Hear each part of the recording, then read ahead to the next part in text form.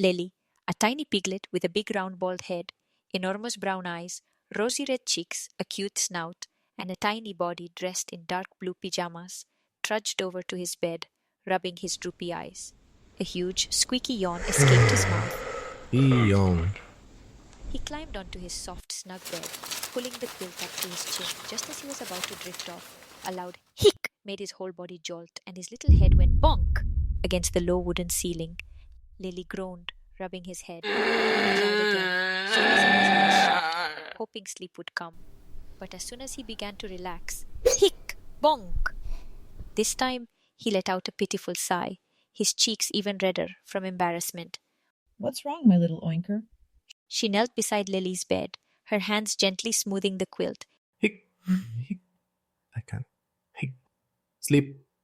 Leli squeaked between hiccups, his tiny snout quivering. Hold your breath. Mama Pig suggested. Leli puffed out his cheeks until they turned pink, holding his breath as long as he could.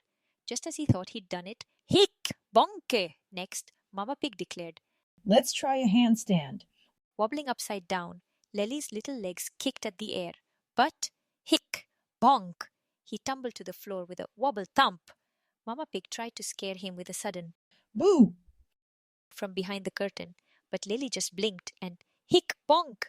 Mama Pig handed Leli a sour lemon slice. He took a nibble Munch. Toy. and spat it out, but still, hic, bonk! Next, she offered a tiny spoonful of vinegar. Leli's face scrunched up like a wrinkly prune as he swallowed. For an instant, the room was quiet. No hiccup, no bonk. Then, just as hope sparked, hic, bonk! Mama Pig smiled gently and handed Leli the glass. He sipped slowly. Glug, glug, glug. Silence fell. No high C, no bonk. Leli's eyes widened in relief, and a sleepy smile spread across his face. Leli yawned again, a soft, sleepy squeak. Yawn. This time, he drifted off to sleep, not a single hiccup in sight.